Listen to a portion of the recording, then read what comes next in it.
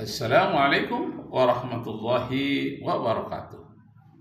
Ciptakanlah sesuatu yang baru dalam agama. Bagaimana agama bisa menciptakan macan sejati, singa sejati seperti Salahuddin Al-Ayyubi?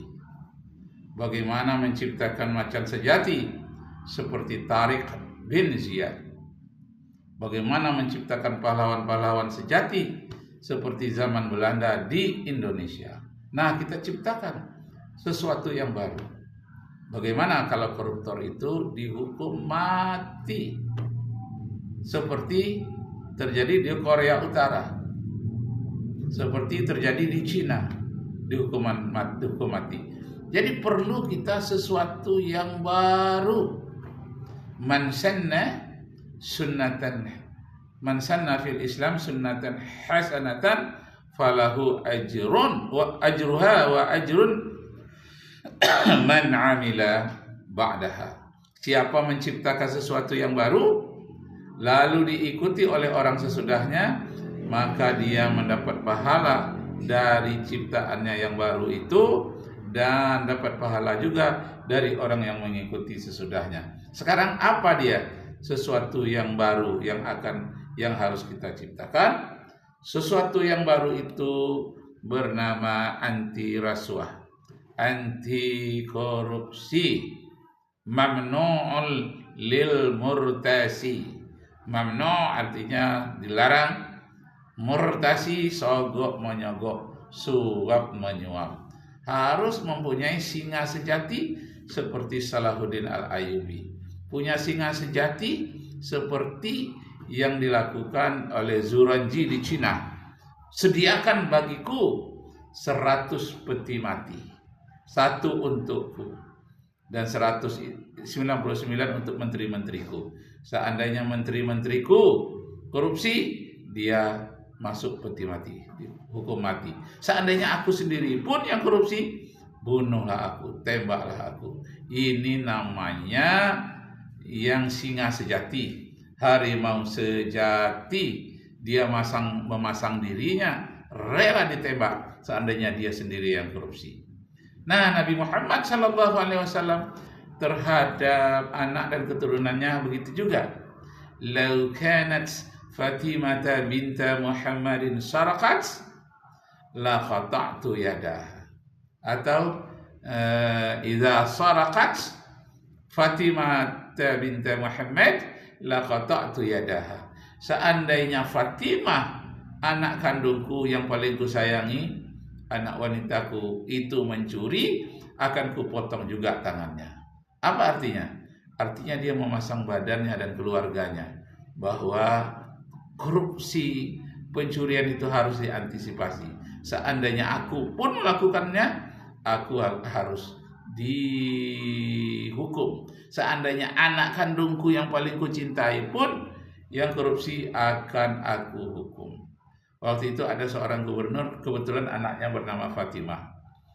Masyarakat mengatakan janganlah dihukum karena yang dicurinya kecil. Janganlah dihukum karena dia anak gubernur. Diadukan kepada Rasulullah. Ya Rasulullah, Fatimah anak gubernur itu mencuri. Apakah akan dipotongkan juga tangannya? Karena dia berjasa terhadap rakyatnya.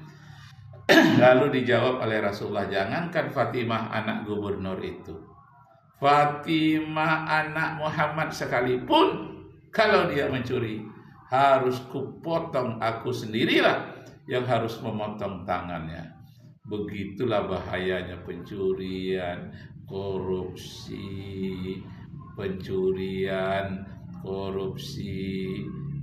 penipuan, riba, banyak hal-hal yang akan merusak masyarakat. Allah. Saya dipanggil KPK berapa kali, saya minta data, saya kasih semua. Sama penyidik saya bilang, mau butuh data apa, ngomong singkat saya kasih tahu. Kalau Kak Jagung mau butuh saya, kasihkan semua data, saya bisa kasih 1 disk, Anda baca, dengerin baik-baik. Tapi saya minta tolong ya, sidang terbuka ya. Saya tidak mau orang-orang idealis di Kejaksaan Agung ditelikung juga oleh oknum tertentu. Masya Allah. Nah, jadi ini yang penting. Pentingnya singa. Saya boleh tuang di sini, dari catatan yang saya punya, kalau kalau rezim betul-betul mau membereskan negeri ini dari korupsi di migas dan Pertamina, saya berani jamin saya dengan data ini akan penjarakan kalian semua.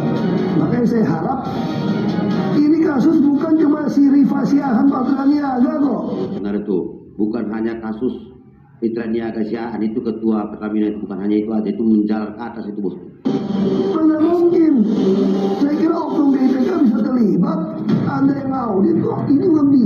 Ini ada tangan yang berkuasa ikut main kalau menurut saya gitu loh, di Republik ini. Ini bisa jadi lebar kemana-mana kasusnya kok dibongkar. Saya senang banget ini. Saya kasih contoh begini. Saya agak emosi soal ini. Saya di sini bukan mau mendefend Pertamina atau siapapun. Saya ingin masyarakat itu mengerti bahwa akar masalah Republik Indonesia adalah korupsi dan kemunafikan. Jadi orang semua saling sandera menyandera, ada dikasih jabatan wewenang. Makanya saya kenapa begitu ngotot ke LKPP. Saya dengar isunya, kira butuh 800.000 lah, kira-kira BBM dan minyak mentah impor. Isunya itu bisa bagi-bagi sampai $2-4 per barrel. Nah kalau yang paling berkuasa dapat $2 per barrel, itu 1,6 juta. Makanya saya bilang, pemerintah saat ini kalau tidak mau memperlakukan e-katalog di LKPP pengadaan bahan migas, saya berani jamin cuma mau ganti pemain. Ada yang mau makan itu uang. Oke. Saya mau tegaskan seperti itu aja. Saya Cuma mau ganti pemain ya bosku ya. masih ngomong jujur ya. Banyak saya pembangunan kilang itu salah. Termasuk kilang Balikpapan, kalau diperiksa banyak yang masuk penjara. Bagi saya sederhana, kalau pemerintah sekarang mau membereskan soal Pertamina, membereskan soal pengadaan, taruh di katalog LKPP. Kalau Anda tidak kasih, semua orang akan curiga Anda sedang mau ganti pemain. Kalau ini berlalu seperti ini hanya ganti pemain.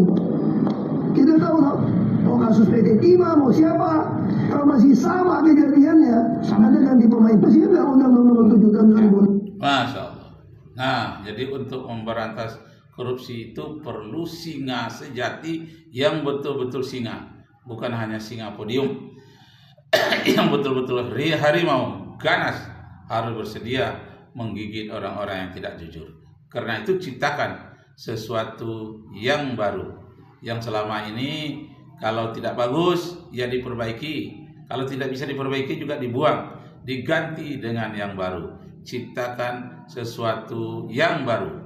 Man sanna fil Islam sunnatan hasanatan falahu ajruha wa ajrun man amila biha ba'daha. Nah, jadi ciptakan sesuatu yang baru. Ciptakan singa yang baru. Singa itu yang berani menerkam, bukan diatur, tapi dia yang mengatur sebagai raja rimba yang benar-benar berkuasa. Allahu Akbar, Allahu Akbar, walillahil hamd. Dan ingat, hakim-hakim yang harus diangkat oleh negara, hakim-hakim bagaikan singa yang siap menerkam. Jaksa-jaksa bagaikan harimau yang siap menerkam. Kalaulah jaksa sudah menjadi harimau, kalaulah polisi menjadi harimau, kalaulah hakim-hakim semuanya menjadi harimau, mana lagi babi-babi dan kijang-kijang yang licik yang bisa lewat? Kenapa? Karenanya semuanya siap menerkam. Begitu lewat diterkam. Masya Allah. Dan jangan mau menerima sogok. Saya teringat satu hadis Nabi, riwayat Ad-Dailami mengatakan, sayati 'alan nas, akan datang suatu masa nanti kepada manusia. Waktu itu yang disebut dengan umara'uhum asadun, yang pemerintahnya adalah singa. Jadi baik eksekutif, legislatif maupun yudikatif itu singa semua. Nah, kan singa ini bisa kita arahkan kepada yang baik, menerkam musuh-musuh yang menggerogoti kekayaan masyarakat, kekayaan negara. Jadi akan datang suatu masa nanti bahwa amruhum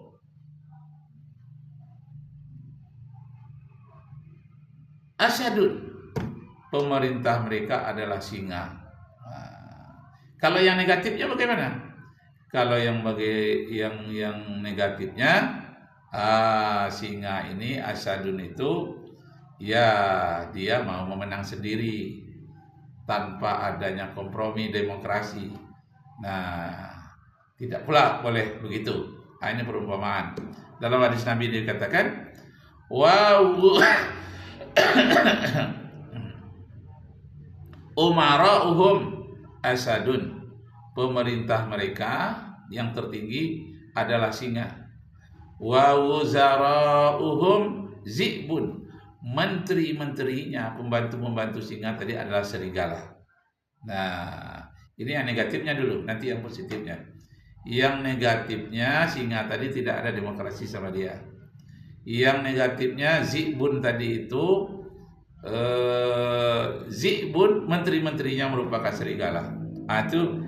Serigala itu mengorbankan kambing-kambing petani, kambing-kambing masyarakat. Dia negatifnya. Tapi yang positifnya, singa tadi mengerahkan seluruh kekuatannya, mengerahkan serigala-serigalanya untuk menerkam babi-babi liar yang perbuatan haram itu dilakukannya. Semuanya berada di garis yang benar, siap menerkam siapa yang salah. Itu yang positifnya. Jadi hadis Nabi ini bagusnya kita ambil yang negatifnya itu, kita bawakan ke yang positif. Itulah hebatnya. Kalau kita berdoa untuk akhirat, rupanya terbawa juga di dunia. Kalau hadis Nabi bercerita tentang yang negatif, nah di belakang itu ada hal yang positif. Nah, disebut dengan wa wuzara'uhum zi'bun, menteri-menterinya merupakan serigala. Kalau serigala ini menerkam kejahatan, orang-orang yang licik, babi-babi liar, apa salahnya? Dan kemudian disebut dengan wa qada'uhum kalbun, hakim-hakimnya, pengambil keputusannya, eksekutifnya merupakan anjing. Ini hadis ini. Bagaimana anjing ini? Yang negatifnya anjing ini bisa disogok. Yang positifnya dia patuh kepada tuannya, mengawasi hak milik tuannya. Nah, kalau yang negatifnya dia bisa disogok. Dia akan menggonggong ulama yang pakai sorban setinggi apapun, sealim apapun, jenggot sepanjang apapun, dia gonggong kalau tidak membawa tulang makanan atau ikan panggang segala macam buat daging untuk anjing tadi. Kalau dia tidak menyogok, dia akan digonggong. Tapi kalau dia mau menyogok, sekalipun orang itu bertato, sekalipun orang itu keluar masuk penjara, orang itu jahat, tapi mampu dia membawa daging yang mengenakkan bagi si anjing, maka anjing itu akan diam saja. Ini segi negatifnya. Dan kemudian hadis Nabi tadi berlanjut, tunggu yang positifnya. Kalau yang positif tadi, anjing ini sangat setia kepada tuannya, mau disuruh-suruh, sehingga seluruh kekuatan penciumnya tajam bisa dikerahkan untuk mengeroyok babi-babi liar yang suka korupsi itu. Nah, kemudian dilanjutkan hadis Nabi itu tadi dinyatakan wan nasu, manusia banyak, ghanamun, manusia banyak waktu itu adalah kambing. Bagaimana karakter kambing? Hujan hari mengembek saja, kemudian panas hari dia mengembek saja, digigit oleh serigala dia mengembek saja, dapat makanan yang segar subur dia mengembek saja. Tidak ada kemampuan, tidak ada kekuatan, lompatannya tidak jauh, kukunya tidak tajam dan tidak punya taring. Dia hanya demo saja, tidak punya kekuatan apa-apa, ngembek demo tanpa kekuatan apa-apa. Masya Allah. Demikian dulu, nanti kita sambung lagi. Wassalamualaikum warahmatullahi wabarakatuh.